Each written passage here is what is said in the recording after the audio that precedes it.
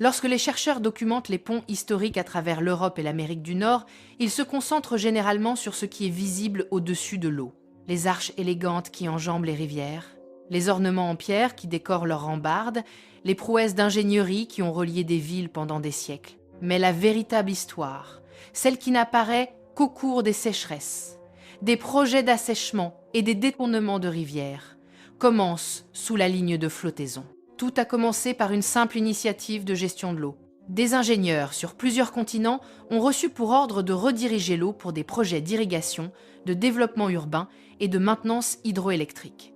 L'objectif était utilitaire: abaisser temporairement le niveau des eaux, évaluer l'intégrité des infrastructures et déterminer si des ponts vieillissants nécessitaient un renforcement.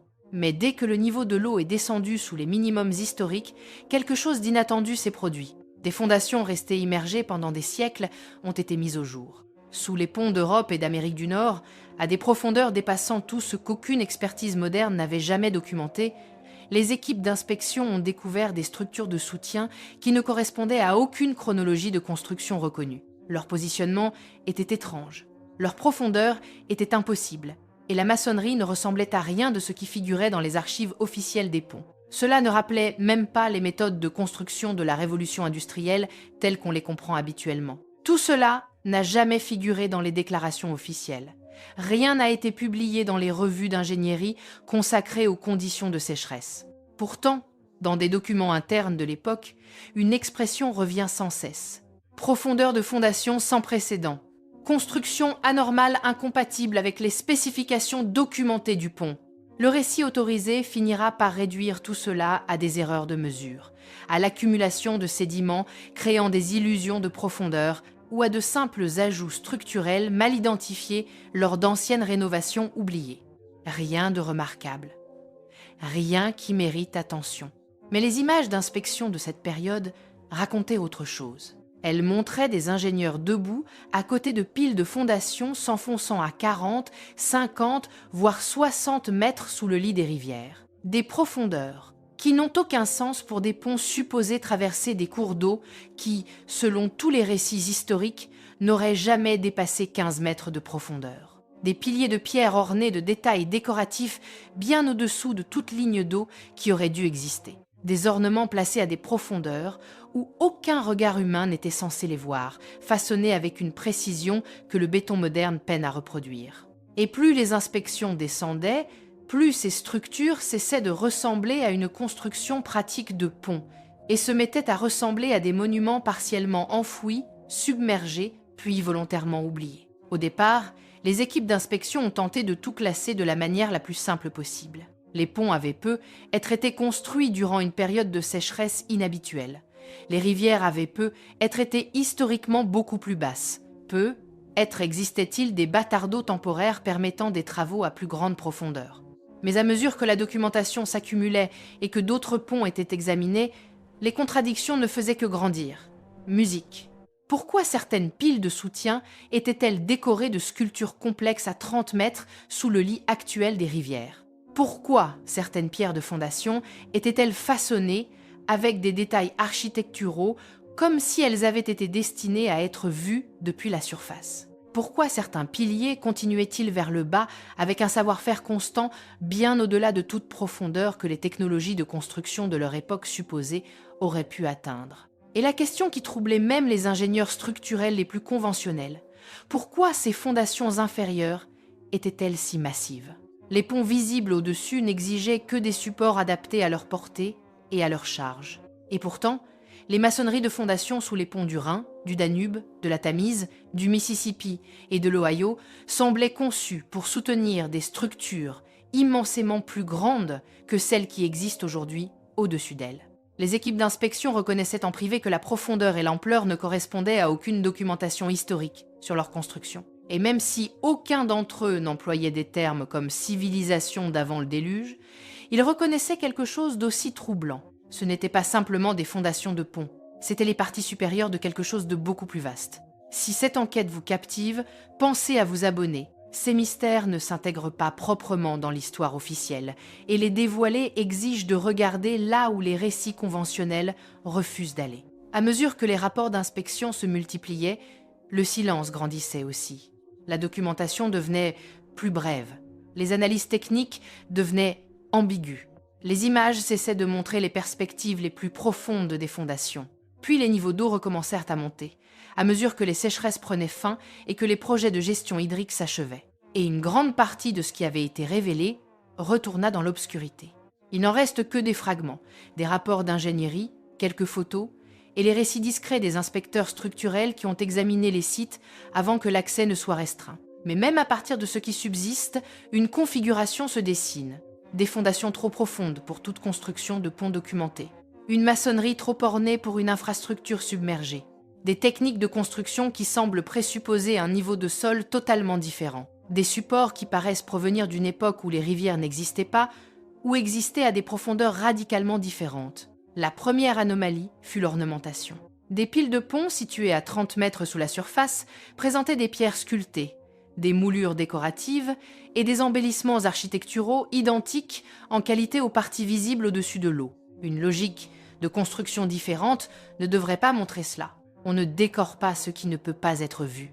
On n'investit pas dans un tel raffinement pour une infrastructure destinée à être enfouie dans le lit d'une rivière. Et pourtant, sous les ponts de 2 continents, c'est exactement ce qui a été fait. Des corniches à 40 mètres de profondeur, des figures sculptées à 20 mètres sous la vase, des détails architecturaux maintenant le même niveau esthétique malgré des profondeurs qui, selon toutes les études géologiques, auraient dû être constituées de terre solide. C'était comme si ceux qui avaient construit ces ponts l'avaient fait à une époque où le niveau du sol était bien plus élevé, ou bien lorsque les rivières n'existaient pas du tout. À mesure que les équipes documentaient davantage de profondeur, les anomalies devenaient plus troublantes. Au-dessous des bases de fondation attendues, elles rencontraient la continuation d'éléments structurels qui ne ressemblaient en rien à une construction enterrée pratique. Des colonnes de soutien beaucoup plus vastes, des assemblages nettement plus raffinés, des configurations trop sophistiquées architecturalement pour quelque chose censé rester caché sous terre. Certaines fondations présentaient des arches et des espaces voûtés à la géométrie parfaite, réalisés avec une précision qui ne correspondait pas aux méthodes grossières de construction sous bâtard d'eau documentées pour leur date de construction supposée. Ce n'étaient pas des éléments temporaires, destinés à être ensevelis. C'étaient des éléments architecturaux permanents, conçus pour être vus, conçus pour impressionner. Puis survint la découverte qui déconcerta même les ingénieurs civils les plus expérimentés. L'impossibilité même de cette construction.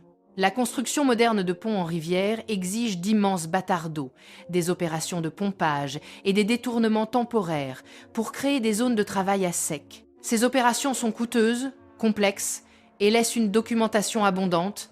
Pourtant, il n'existe aucun registre historique de travaux suffisants pour bâtir à de telles profondeurs. Aucune trace de bâtard d'eau atteignant 40 mètres sous le niveau de l'eau. Aucun récit de l'énorme capacité de pompage qui aurait été nécessaire. Aucune archive de détournement de rivière assez important pour permettre une construction à sec aux profondeurs que nous savons désormais atteintes par ces fondations. Les calculs d'ingénierie réalisés à partir des images le montrent sans ambiguïté. La capacité de pompage requise, les matériaux nécessaires au bâtard d'eau, la main-d'œuvre indispensable. Tout cela aurait dépassé de plusieurs ordres de grandeur les ressources documentées de leurs époques supposées. Ces fondations semblent avoir été construites à l'air libre, puis ensevelies ensuite sous des mètres de sédiments et la montée des eaux. Mais le détail le plus troublant n'était pas ce qui apparaissait sur les images d'inspection. C'était ce qui n'apparaissait pas dans les archives. Les récits autorisés consacrés à ces ponts mentionnent à peine la profondeur de leurs fondations. Certains schémas d'ingénierie ne montrent que des assises peu profondes. Certaines parties de la structure immergée sont complètement omises de la documentation historique, alors même que les preuves photographiques montrent qu'elles étaient bien plus étendues que ce qui a été enregistré. Ce silence est difficile à ignorer. Car si ces fondations appartiennent réellement aux dates de construction documentées, pourquoi leurs profondeurs véritables n'ont-elles pas été consignées ? Pourquoi les méthodes sophistiquées de construction submergée n'ont-elles pas été expliquées en détail ? Pourquoi les photos d'inspection ont-elles été discrètement archivées au lieu d'être présentées comme des exploits remarquables d'ingénierie ? Même certains éléments structurels soulevaient des inquiétudes. Des joints trop précis, des surfaces trop raffinées sous des mètres de boue, des détails architecturaux trop cohérents pour une infrastructure supposément construite dans des conditions sous-marines difficiles. Des détails qui ressemblaient moins à un chantier hâtif sous bâtard d'eau temporaire qu'à un travail artisanal patient réalisé à l'air libre. Ce que les baisses du niveau d'eau ont révélé, ce sont des structures qui ne correspondaient ni aux pratiques documentées de construction de ponts, ni à des fondations enterrées pratiques, ni même entre elles en fonction de leur date supposée de construction. Elles formaient au contraire un vocabulaire architectural étrange. Un vocabulaire qui semblait traverser plusieurs siècles, tout en restant cohérent, proportionné et incroyablement orné pour une infrastructure submergée. La première surprise vint de l'ornementation elle-même. Ce n'étaient pas de simples colonnes de soutien conçues uniquement pour une fonction structurelle. C'étaient des piliers élaborés architecturalement, des fondations aux proportions décoratives, des détails sculptés qui avaient conservé toute leur finesse malgré des siècles sous l'eau, et des surfaces de pierre disposées avec une intention esthétique. Comme si l'on avait affaire aux parties basses de grands monuments plutôt qu'à de simples supports de ponts enfouis. Certaines fondations étaient si richement sculptées que les ingénieurs supposèrent d'abord que les décorations avaient été ajoutées près de la surface de l'eau. Mais une inspection détaillée prouva que l'ornementation se poursuivait uniformément vers le bas, avec une qualité constante, à 30, 40, 50 mètres sous le lit moderne de la rivière. Une pierre raffinée, des fioritures architecturales et des éléments de design qui soulevaient plus de mystères qu'ils n'apportaient de réponses. Puis apparut la caractéristique qui déconcerte encore les chercheurs aujourd'hui, l'échelle gigantesque des structures inférieures. Autrefois, les ingénieurs expliquaient cela comme une nécessité pour assurer la stabilité dans des lits de rivière instables. Mais rien ne correspond ni aux calculs d'ingénierie documentés, ni aux principes connus de conception de fondations. Ces fondations étaient trop vastes, trop profondes, trop élaborées architecturalement. Comme si elles avaient été conçues pour soutenir des ponts 3 ou 4 fois plus grands que ceux qui existent actuellement au-dessus. Certaines bases de piles étaient assez larges pour supporter des structures de la taille d'une cathédrale. D'autres comportaient des chambres et des passages internes, presque comme les fondations de bâtiments monumentaux massifs, plutôt que de simples franchissements de rivières. Dans des rapports confidentiels, les ingénieurs d'inspection les décrivaient comme une infrastructure disproportionnée. Non pas simplement surdimensionnée par sécurité, mais dimensionnée pour des structures qui n'existent pas, même si personne n'était capable de dire quelle structure cela aurait pu être. Une autre particularité apparut dans la cohérence des méthodes de construction. Ce n'étaient pas des anomalies isolées sur quelques ponts. Les équipes d'inspection retrouvèrent des profondeurs impossibles sur des dizaines de ponts répartis sur des milliers de kilomètres. De l'Elbe à la Seine, du Potomac au Mississippi, le schéma se répétait, des fondations s'enfonçant bien au-delà de leurs spécifications documentées, des ornements placés là où ils n'auraient jamais dû être vus. Une qualité de construction suggérant un édifice bâti à l'air libre plutôt qu'assemblé sous l'eau. Cela a fait naître une possibilité troublante. Ces ponts n'ont peu pas été construits au-dessus de rivières. Ils ont être été bâtis au-dessus de vallées sèches, sur un terrain plat, avec des techniques de construction adaptées à des monuments terrestres plutôt qu'à des franchissements aquatiques. Plus les inspections s'enfonçaient, plus les preuves géologiques devenaient étranges. Des échantillons prélevés autour des fondations révélaient des schémas d'accumulation sédimentaire qui n'avaient aucun sens pour une simple boue fluviale déposée progressivement. Certaines couches semblaient avoir été déposées rapidement, presque de manière catastrophique. D'autres montraient les traces de flux d'eau massifs qui auraient exigé des volumes fluviaux bien supérieurs à tout ce que l'histoire documentée connaît. Mais la découverte qui provoqua le plus de perplexité fut la présence de restes végétaux dans les couches sédimentaires adjacentes aux fondations profondes. Des systèmes racinaires fossilisés, de la matière organique préservée, des compositions de sol indiquant que ces fondations avaient autrefois reposé dans des environnements terrestres et non aquatiques. Et pourtant, elles se trouvaient à des profondeurs qui, selon les modèles géologiques conventionnels, auraient dû être sous l'eau depuis des millénaires. L'explication autorisée avançait par la suite. Des crues localisées, des modifications progressives du lit des rivières.